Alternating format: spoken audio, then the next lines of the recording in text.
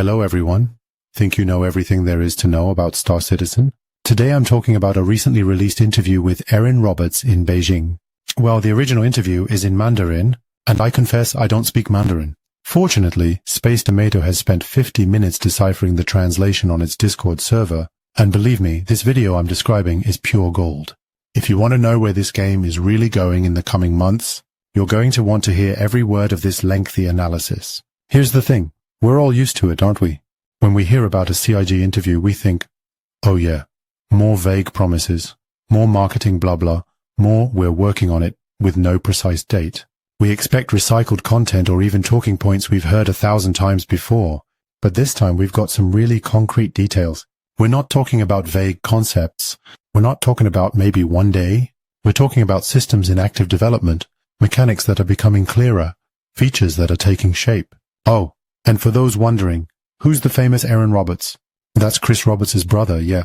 The great Manitou behind Star Citizen, the behind-the-scenes genius behind CIG. But unlike Chris, who loves cameras, Erin is the discreet but ultra-powerful guy who oversees all production, and especially Squadron 42. When this guy talks, it's no marketing blah blah. It's real, it's solid. Here we have confirmation on 7 specific points, 7 aspects of the game that are actually evolving. I'm not telling you that your experience will be unrecognizable tomorrow morning, but all these elements put together form a coherent progression towards the Star Citizen we've been waiting for. So here's what we're going to do together. I'm going to break down each of these 7 points for you. We'd like to show you where development stands, what's really coming together, and above all, how it fits into the overall vision of the game. First point, and this one's going to clarify a lot of the gray areas we had about factions. And hang in there because it's bound to change your attitude to gameplay. You know, what we're missing right now in Star Citizen is that feeling of real belonging, that sense that our choices have lasting consequences on the world around us. We do missions for this or that faction, but in the end, it's like playing in a vacuum, isn't it? Well, Erin Roberts has just confirmed something that will transform that completely, faction-based territorial control. And when I say territorial control, I'm not talking about a little indicator on your screen. I'm talking about physically taking outposts. I'm talking about seeing your allies settle in the bases you've conquered. I'm talking about a system where you attack an outpost of headhunters in Pyro, you pick it up, and boom, Citizens of Prosperity arrives, settles in, and now it's your home base. It's just like Far Cry, you see? Remember that feeling when you took an outpost, the little cutscene, and suddenly all your buddies were there, so you could refuel and rest. Except this time, we're talking about Star Citizen. We're talking about a persistent universe with real consequences. But beware, and this is where it gets really clever, reputation will finally work as it should. You work for 2 different gangs of outlaws. These gangs may well hate each other. Your actions with one will affect your standing with the other. And hold on to your hats. They've confirmed something absolutely brilliant. You'll be able to change your appearance to reduce your negative reputation in certain areas. Imagine you've made a mess of the handhunters. There's a bounty on your head, but you go to a cosmetic salon, change your look, and bam, you're off to a new start. But it goes even further than that. With disguises on the way, you'll be able to infiltrate secure areas. And guess what? It's going to affect your reputation system too. We're talking about espionage gameplay and identity manipulation that will open up possibilities we've never had before. What we need to understand is that this system will fundamentally change the nature of the game. Gone are the days when you could play all the games without any consequences. Your choices will carry weight, your alliances will count, and your reputation will become your most prized possession. But if this faction system is going to change the way you play, the next point will change the way you survive in this universe. Death of a spaceman. The 3 words that freak out half the community and excite the other half, unless it's 75%, 25%. In a nutshell, for years we've wondered whether CIG would really have the competencies to implement this system. Because let's be honest, in a game where people invest thousands of dollars in spaceships, the idea of losing your character for good is downright frightening. Well, it's confirmed. Erin Roberts says it in black and white. After a certain number of death cycles, we're talking 10, 15, maybe a bit more, you'll have to create a new character. But wait, before you run off, let me explain why this is actually pretty great for gaming. First of all, you don't lose your possessions. Your ships, your weapons, your equipment, it all stays. What changes is your character, your reputation, and yes, some of your money, of course. Because it's a money sink. A way of maintaining the game's economy. But here's what's really going to change the game. The medical system is going to be resourceful. Gone are the days of respawning indefinitely in a medical bed without any consequences. You'll need specific resources like the power plant and life support. Think of it as a phone battery. Every time you die, you consume battery power.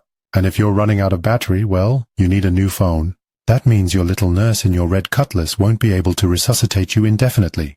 This means that medical beacons are going to be crucial. It also means that having an Apollo on your team will become a real strategic asset. And you know what else it changes? It changes your relationship to risk. Right now, we're playing as if we were immortal.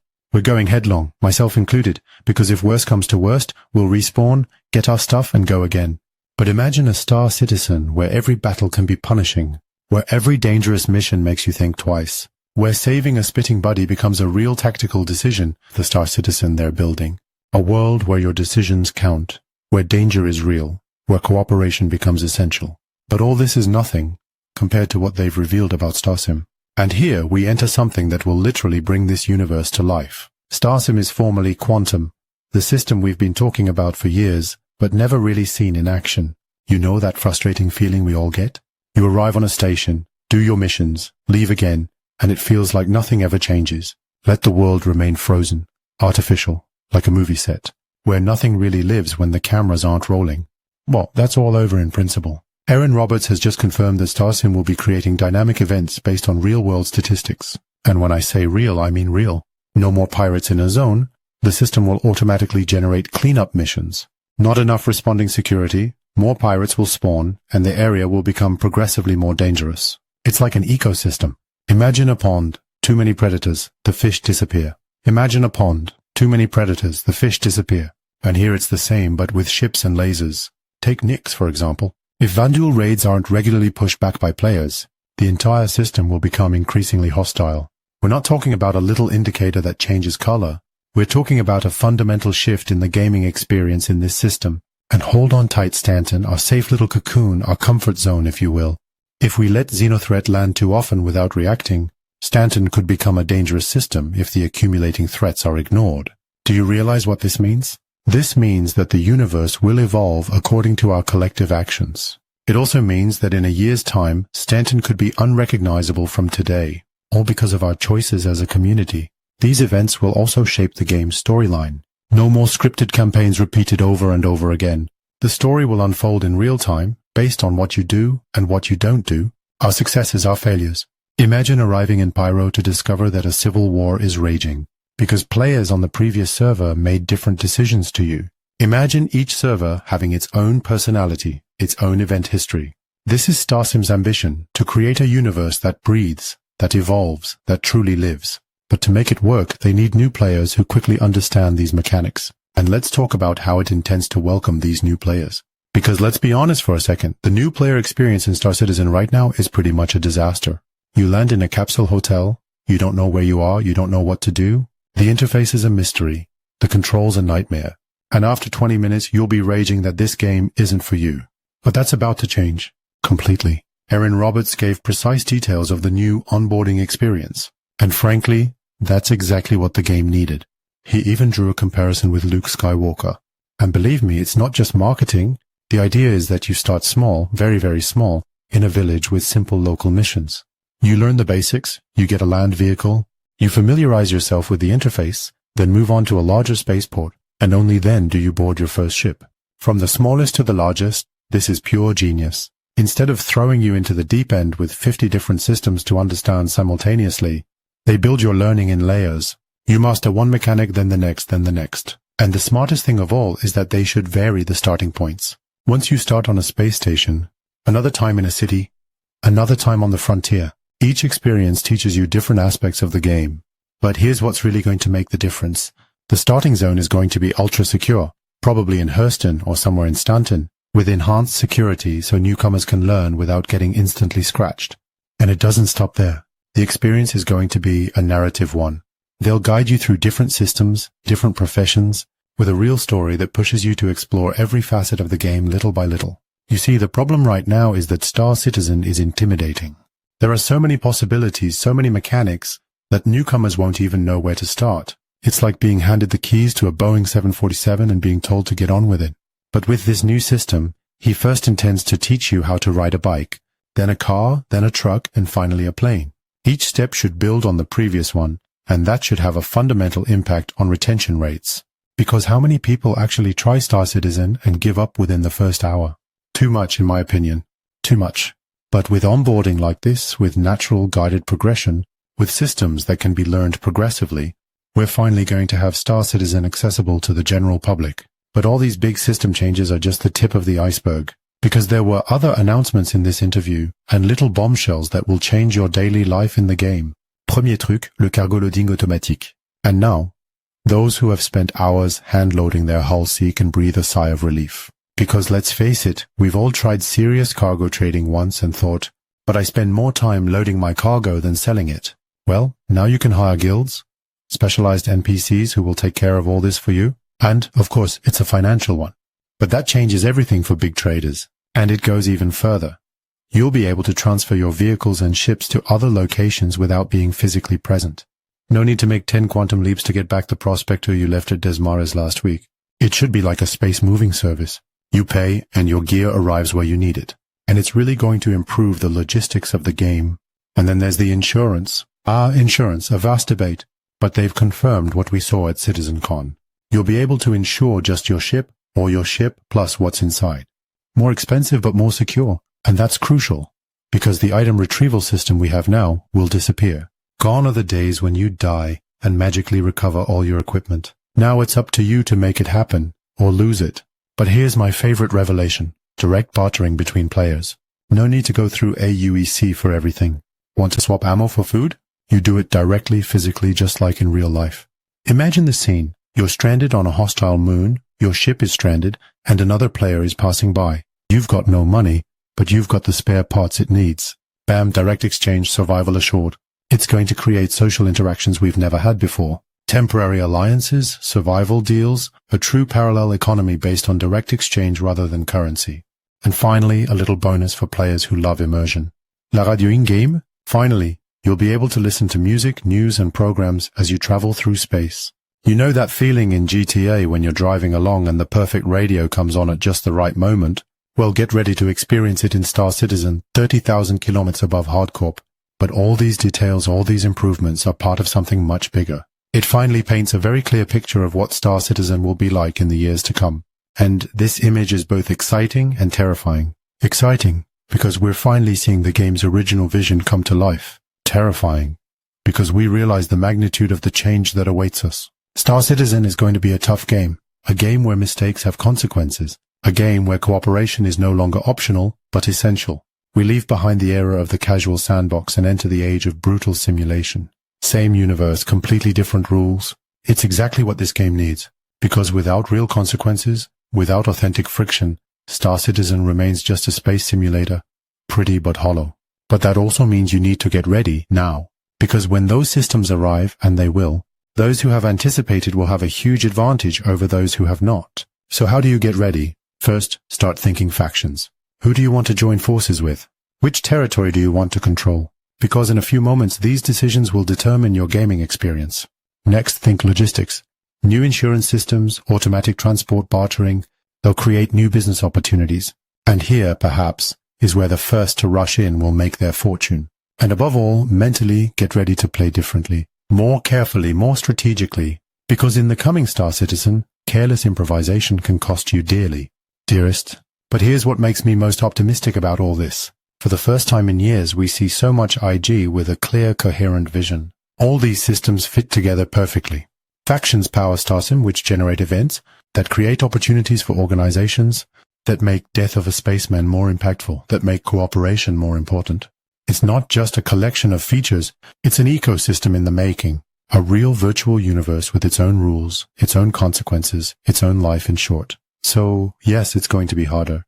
Yes, it's going to take some getting used to. And do you know what? We're ready. We've waited long enough, we've aged enough, we've survived enough delays. We deserve this accomplished version of Star Citizen. Erin Roberts' interview in Beijing wasn't just a question and answer session. For me, it was a roadmap, and that roadmap leads to the Star Citizen we've always dreamed of having. But wait, we're not done yet, because there's a crucial seventh point that Erin Roberts mentioned. We're talking about the support systems, those little mechanics that seem insignificant but which, when put together, completely revolutionize your gaming experience. The first element is inventory management. Finally, they're working on a complete solution for managing your inventory. No more fiddling around with components, ammunition, and equipment in crappy interfaces. And guess what's holding up this feature?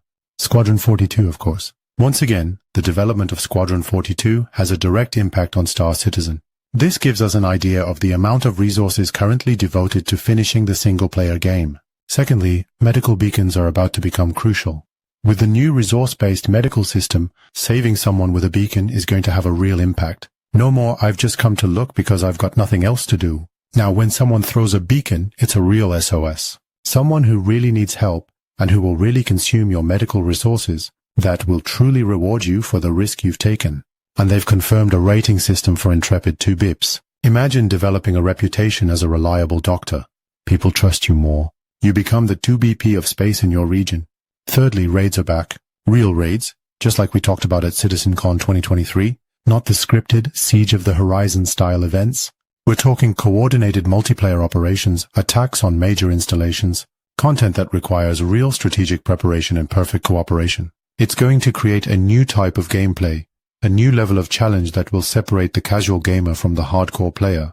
And guess which category you're going to want to be in when these raids arrive. All these elements, these 7 truly game-changing points, together, they're building something pretty huge. So let's get it all out in the open, because I know you've got the memory of a goldfish. Point 1. Factions with real territorial control. You take the bases, your allies settle in. Your reputation really counts. You can change your appearance to reset your standing. Point 2. Death of a spaceman confirmé, 10 à 15 vies max. Medical system with resources, no more free respawns, the Apollo becomes indispensable. 3.